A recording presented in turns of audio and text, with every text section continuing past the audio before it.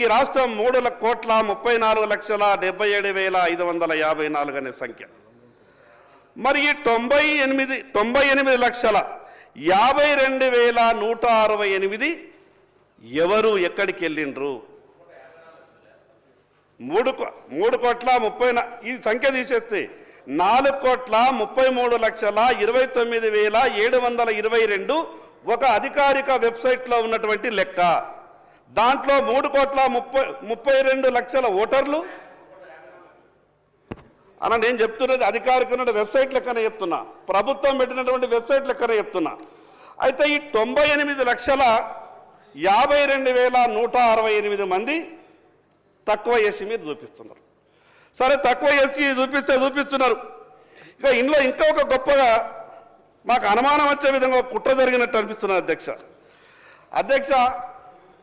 వెనకబడ్డ కులాలలో కొంత అవేర్నెస్ తక్కువ ఉంటుంది. మేము ఫ్యామిలీ ప్లానింగ్కి కొంచెం తక్కువనే వెళ్తాం. మా ఇంట్లో 2 పిల్లలు, 3 పిల్లలు, 4 పిల్లలు ఉంటారు అధ్యక్ష. కానీ మా జనాభా 14 ఏళ్లలో తగ్గిపోయింది అధ్యక్ష. అంటే 14 సంవత్సరాల నుంచి కాపురాలే జరుగుతలేవా? ఆ కుటుంబాలలో పిల్లలే ఉడతలేరా? అసలు ఈ సంఖ్యని ఏ రకంగా నిర్ణయించిండ్రు?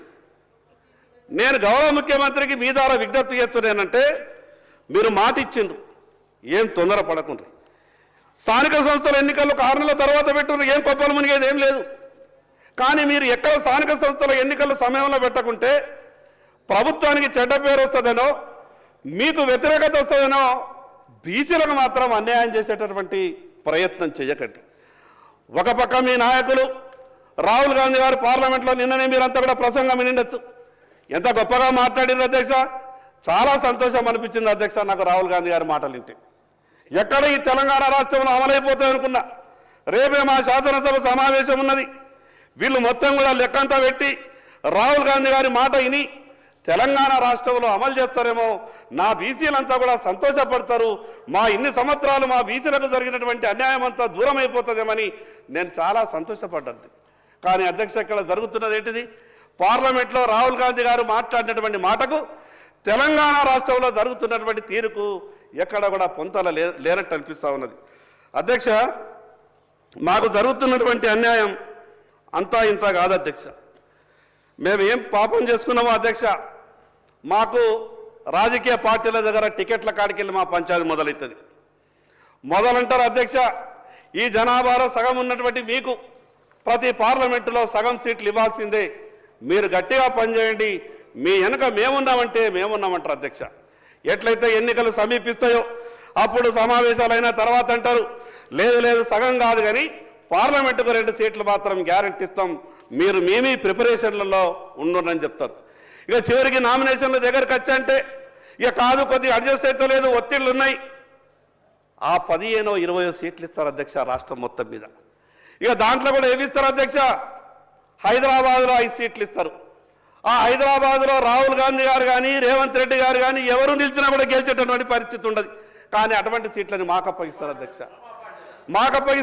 నేను ఉదాహరణ చెప్తున్నాను, ఏ పార్టీ అని మాట్లాడతలేను. పరిస్థితి ఏంటంటే 5 హైదరాబాద్లో ఇస్తారు మాకు సీట్లు, కోటా నింపుతారు అధ్యక్ష. మా పార్టీ బీసీలకు ఇన్ని సీట్లు ఇచ్చింది అధ్యక్ష. ఎక్కడనైతే గెలవలేమో అక్కడ మాత్రం మీరు కోటా నింపడానికి బీసీలకు సీట్లు ఇస్తారు. మరి ఈ రకంగా మీ ఆలోచన ఉంటే ఈరోజు జనాభాలో దాదాపు 60% ఉన్నటువంటి బీసీలకు న్యాయం ఎక్కడ జరుగుతుంది అధ్యక్ష? ఎట్లా జరుగుతుంది అధ్యక్ష? ఒక్కసారి ఆలోచించాలని మీ ద్వారా విజ్ఞప్తి చేస్తూ ఉన్నాను. మా బీసీ సహచార మంత్రి నాకు ప్రభాకర్ అన్న చూస్తే చాలా సంతోషం అనిపిస్తుంది. బాగా గట్టిగా మాట్లాడతాడు అధ్యక్ష. ఏ విషయం ఉన్నా కూడా గంటాపదంగా చెప్తాడు. పార్లమెంటు సభ్యునిగా పార్లమెంట్లో పోరాటం చేసిండు. ఈ తెలంగాణ రాష్ట్ర శాసనసభకి ఎన్నికైన తర్వాత మంత్రి అయినాక నేను సంతోషపడ్డా. అన్న బీసీ మంత్రి అయిపోయాడు, బాగా సహాయం దొరుకుతుంది, ఈ రాష్ట్రంలో ఉన్నటువంటి బీసీలందరికీ మంచి జరిగిపోతుంది, ఎవరినైనా ఎదిరించగలుగుతాడని సంతోషపడ్డా. కానీ ఇలా పరిస్థితి చూస్తే అన్న కూడా మెత్తగా పడ్డట్టు అనిపిస్తాడు అధ్యక్ష. అన్నకు కూడా ఏమైందో నాకు అర్థమైతే లేదు. అన్న కూడా మెత్తగా పడ్డట్టు అనిపిస్తున్నాడు. మాకు టికెట్లలో అన్యాయం జరుగుతుంది. తీరా ఎమ్మెల్యేలో అటో ఇటో పోతే కాంగ్రెస్ పార్టీలో 7-8 గెలిచింది అనుకుంటా బహుశా. తీరా మేమనుకుంటామంటే 7 గెలిచిండ్రు, ఈ 17 సగం అన్నారు కదా, 6-7 ఎట్లన్నా మంత్రులు అయిపోతారు అనుకుంటే, సరే అన్న మేము బీసీ ముఖ్యమంత్రి అని ఆఖరి ప్రతిపక్ష నాయకుడు కూడా చేయలేక దయచేసి కాదు పదవి తెచ్చుకుంటే మేము కూడా సంతోషపడతాం అందరం కూడా. శాసనసభ పక్ష నాయకుడు బీజేపీది ఒక బలైన వర్గాలకు ఇచ్చేదాన్ని మీ పార్టీ మీ ప్రధానమంత్రి బీజేపీ అంటాడు అట్లా అంటాడు, తప్పకుండా వీఆర్ హ్యాపీ. ప్రభాకర్ అన్నకు నేను ఒక చిన్న విజ్ఞప్తి చేస్తున్న అధ్యక్ష, భారతీయ జనతా పార్టీ ఎంత గొప్పగా ఆలోచిస్తుంది అనంటే ఈ దేశంలో ఏ రాజకీయ పార్టీ అన్నా మామూలు వ్యక్తులకు ముఖ్యమంత్రులుగా ప్రధానమంత్రులుగా అవకాశం ఇచ్చినటువంటి దాఖలాలు లేవు. ఈరోజు ఛాయ్ అమ్ముకున్నటువంటి బీసీని దేశ ప్రధానమంత్రిగా 3వసారి చేసినటువంటి ఘనత భారతీయ జనతా పార్టీది అధ్యక్ష. నేనేమంటున్నానంటే దేశ రాజకీయాల గురించి ఈ అసెంబ్లీలో చర్చ పెట్టే కన్నా సార్, ఇప్పుడు మా సోదరులు ప్రభాకర్ గారు చెప్పినట్టు ప్రత్యక్షంగా కనబడతా ఉన్నారు. బలహీన వర్గానికి సంబంధించిన నాయకుడు ప్రసంగం చేస్తూ ఉన్నాడు. సరే, ఈ సందర్భం వారు ముందు సీట్లు వస్తారని ఆశించినాం అధ్యక్ష. సరే, అంతపూర్వకం బీజేపీ రాష్ట్ర అధ్యక్షుడు ఒక బలహీన వర్గాలకు సంబంధించిన మరి బండి సంజయ్ గారు ఉండే. ఎవరు తీసింది అధ్యక్ష? కాంగ్రెస్ పార్టీ వచ్చి తీసింది అధ్యక్ష. ఈరోజు బలహీన వర్గాలకు సంబంధించిన కేంద్ర మంత్రిగా ఉండే బండారు దత్తాత్రేయ గారు ఏమైంది అధ్యక్ష? ప్రస్తావన చేస్తూ ఉన్న సందర్భంలో ఈరోజు కూడా కాంగ్రెస్ పార్టీ బలహీన వర్గాలకు సంబంధించి ఈరోజు అన్ని వర్గాలకు సంబంధించి న్యాయం చేయాలనే ఒక కాంక్షతో మా రాహుల్ గాంధీ గారు ఇచ్చిన ఆలోచనతో ఒక అడుగుకు ముందుకేస్తే దాన్ని ఎట్లా అడ్డుకోవాలని చేసే ప్రయత్నంలో ముందుకు సాగకుండా మంచి సలహా సూచనలు ఇచ్చి దాని ఆచరణలు పెట్టాలని ప్రయత్నం చేస్తూ ఉన్నాం మా పొన్నం ప్రభాకర్ గారిని. మరి వారు కూడా బలహీన వర్గాలకు సంబంధించిన నాయకుడే. వారేసే అడుగుల్లోనే మా అడ్డం వేస్తా అంటే ఎట్లా అధ్యక్ష? దయచేసి మా సోదరులను కోరుతా ఉన్నాం. ఆదిలాబాద్కు సంబంధించిన శాసనసభ్యులని చాలా బాగా మాట్లాడతారు అధ్యక్ష శాసనసభలో. మరి వారు ఇంకా ఎదగాలని ఆలోచన చేస్తాం. మేము ఒక బలహీన వర్గాల నాయకుడిగా ఇంకా ఎదగాలి, ఇంకా ముందుకు నడవాలి, ముందు మంచి ఆలోచనలు చేయాలి. ఆలోచన ప్రక్రియ మా అందరికి కూడా చెప్తారని మేము ఆశిస్తా ఉన్నాం